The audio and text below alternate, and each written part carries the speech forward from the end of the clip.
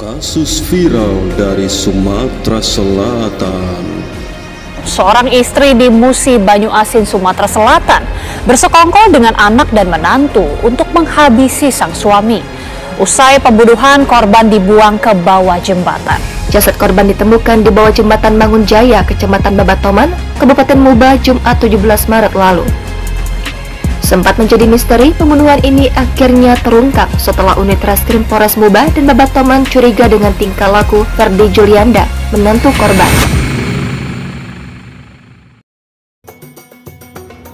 Hai guysku semua, selamat datang kembali di channel ini. Setelah video edisi ke-10 mengangkat kisah viral dari Padang, Sumatera Barat, di edisi ke-11 ini kita akan menuju ke Musi Banyu Asin, Sumatera Selatan guysku. Di edisi ke-11 ini saya akan menceritakan seorang ibu membunuh suaminya sendiri kompak bersama anak dan menantunya.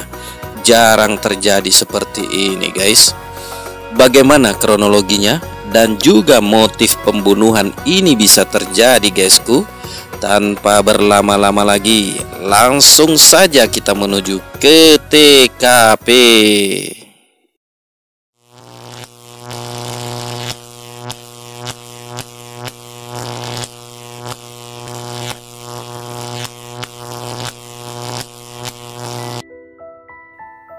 Perkenalkan guys, pelaku pertama bernama Neni Triana, perempuan berumur 48 tahun yang juga berstatus sebagai istri dari korban yang menjadi otak dari pembunuhan ini. Pelaku kedua bernama Francisca, perempuan berumur 25 tahun yang juga berstatus sebagai anak perempuan dari korban. Pelaku ketiga bernama Ferdi Julianda, laki-laki berumur 25 tahun yang juga berstatus sebagai menantu dari korban. Ketiga pelaku ini adalah warga desa Jut 2, Kecamatan Sangadesa, Kabupaten Musi Banyu Asin, Sumatera Selatan. Selanjutnya, korban bernama Indra Maulana, laki-laki berumur 49 tahun, warga desa Jut 2, Kecamatan Sangadesa, Kabupaten Musi Banyu Asin, Sumatera Selatan. Diketahui, sebelum kejadian pembunuhan ini, Pak Indra sempat mengancam akan membunuh istrinya Neni serta melampiaskan kemarahannya dengan menusuk-nusuk kasur tempat tidur mereka dengan senjata tajam guys. Diketahui juga, menurut pengakuan Ibu Neni, suaminya ini pecandu narkoba dan sering bermain perempuan. Kisah ini bermula dari adanya penemuan mayat pada hari Jumat tanggal 17 Maret 2023 sekitar pukul 3.30 sore, tepatnya di Jembatan Mangunjaya, di mana mayat tersebut sebelumnya tidak dikenal atau Mr. X. Namun setelah polisi olah TKP, ditemukanlah tanda-tanda kekerasan pada kepala, leher, pundak, dan paha, yang selanjutnya mayat dibawa ke puskesmas Babatoman guys. Tidak lama kemudian, karena memang sudah viral di media sosial, kemudian ada seorang laki-laki yang datang mengaku bernama Ferdi Julianda ke puskesmas ini. Ferdi Julianda menjelaskan bahwa mayat ini adalah mertuanya. Tidak lama kemudian, Ferdi Julianda pun membuat laporan ke Polsek Babatoman tentang adanya kasus pembunuhan mertuanya. Menindaklanjuti laporan tersebut, akhirnya pihak Polres Musi Banyu Asin bersama-sama dengan Polsek Babatoman kemudian melakukan olah TKP dan melakukan penyelidikan lebih mendalam guys. Dari hasil penyelidikan, kemudian ditemukanlah bercak darah yang ada di mobil Pak Indra. Dari situlah maka polisi memprediksi tidak lain pelakunya adalah masih orang dalam sendiri.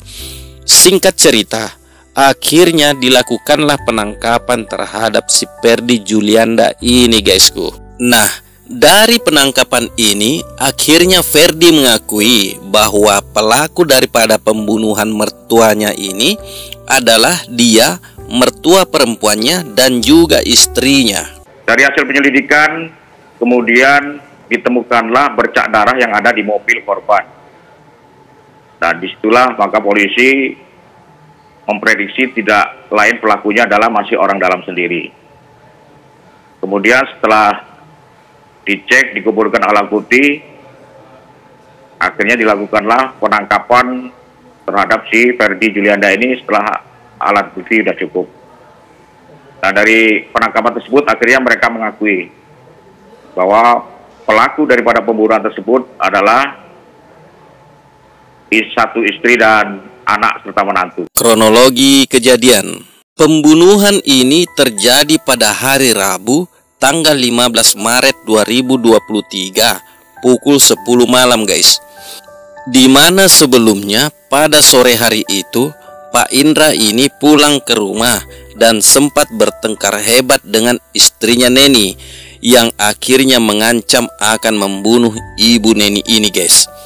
Dikarenakan seringnya bertengkar dan selalu diancam-ancam akan dibunuh, maka ibu Neni ini sudah tak tahan lagi sehingga kesabarannya pun telah habis. Nah, setelah bertengkar itulah ibu Neni ini kemudian mengajak dan berunding dengan anak serta menantunya untuk menghabisi suaminya sendiri yang disetujui oleh anak dan menantunya ini, lantaran mereka juga sering dimarahin oleh Pak Indra ini yang temperamen guys. Setelah suaminya ini pergi, sekira pukul 9 malam datang lagi ke rumah dan minta diurut sama istrinya di ruang tengah di rumahnya guys. Nah, setelah diurut, akhirnya suaminya Pak Indra ini tertidur pulas. Melihat suaminya tertidur pulas, ibu Neni ini kemudian menemui anak dan menantunya di kamar dan menjelaskan kalau ayah mereka sudah tidur pulas dan menyuruhnya untuk segera dieksekusi. Tak menunggu lama lagi, maka ibu Neni bersama anak dan menantunya bergegas ke ruang tengah tempat suaminya tertidur. Ketika ketiganya berjalan ke ruang tengah, tak lupa Ferdi Julianda ini sudah membawa parang yang memang telah dia siapkan di kamarnya guys. Sesampainya di ruangan tengah, ibu Neni langsung menindih kaki suaminya. Anaknya Francisca menindih tubuh dan memegang tangan ayahnya. Selanjutnya Ferdi sang menantu langsung mencekik leher mertuanya sehingga Pak Indra ini menjadi lemas guys. Setelah melihat mertuanya ini sudah lemas, Ferdi kemudian melepaskan cekikannya dan mengambil parang yang sudah disiapkan tadi. Dengan gerakan cepat, ia langsung membacok kepala dan leher mertuanya ini sebanyak 3 kali. Darah pun langsung mengalir deras membanjiri ruang tengah rumah ini guys. Tak sampai di situ, untuk memastikan kalau Pak Indra ini sudah benar-benar tewas, maka Ferdi kembali mengayunkan parangnya di bagian pundak 1 kali, kemudian di bagian paha 1 kali. Akhirnya manusia yang bernama Indra Maulana ini pun tewas tanpa perlawanan di tangan istri, anak, dan menantunya. Sadis sekali guys. Selanjutnya, untuk menghilangkan jejak, maka mayat Pak Indra ini segera dibersihkan dan juga ruang tamu dari genangan darah yang berceceran. Kemudian, sekitar pukul 1 dini hari, mayat Pak Indra diangkat ke mobil. Lalu mobil melaju ke jembatan Mangunjaya dan kemudian dibuang ke sungai dari atas jembatan guys. Perkiraan mayat pada saat itu jatuh ke sungai dikarenakan malam hari dan keadaan di bawah jembatan ini gelap gulita. Rupanya mayat ini jatuh di beton tiang jembatan sehingga mayat tidak hanyut. Lusa harinya pada hari Jumat, mayat ini pun ditemukan warga di bawah jembatan ini guys. Untuk menghilangkan jejak, setelah dibersihkan, akhirnya diangkut dengan mobil, dibuang pada malam harinya sekitar pukul 1, dibuang ke jembatan Mangunjaya. Berhubung malam hari, perkiraan mayat masuk ke sungai, tetapi karena malam hari tidak kelihatan, rupanya mayat jatuh pada beton tiang jembatan, sehingga mayat tidak hanyut. Sehingga kemudian pada hari Jumat itu ditemukan oleh masyarakat. Motif pembunuhan.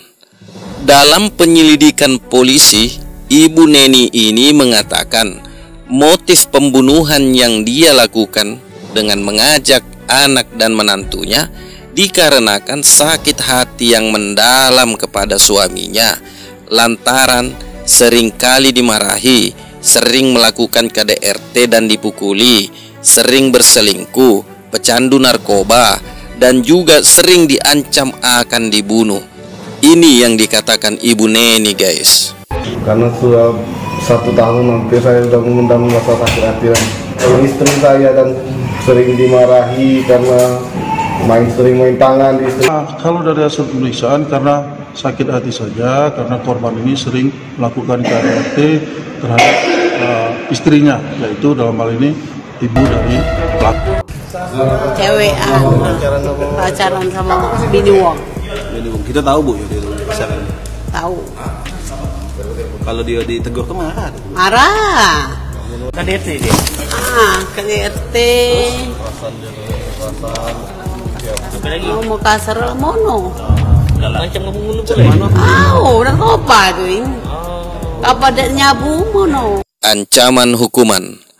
Dalam kasus ini, polisi menjerat Ibu Neni dengan pasal pembunuhan berencana, yaitu pasal 340 KUHP, junto pasal 338 KUHP, junto pasal 170 KUHP, dengan ancaman hukuman maksimal hukuman mati atau penjara seumur hidup guys.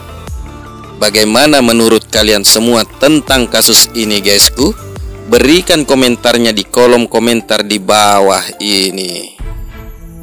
Demikianlah kisah kasus kali ini guysku. Semoga kita bisa memetik hikmah dan pelajaran dari kasus ini. Dan semoga kita semua juga keluarga besar kita dijauhkan dari hal-hal yang demikian untuk selamanya. Amin.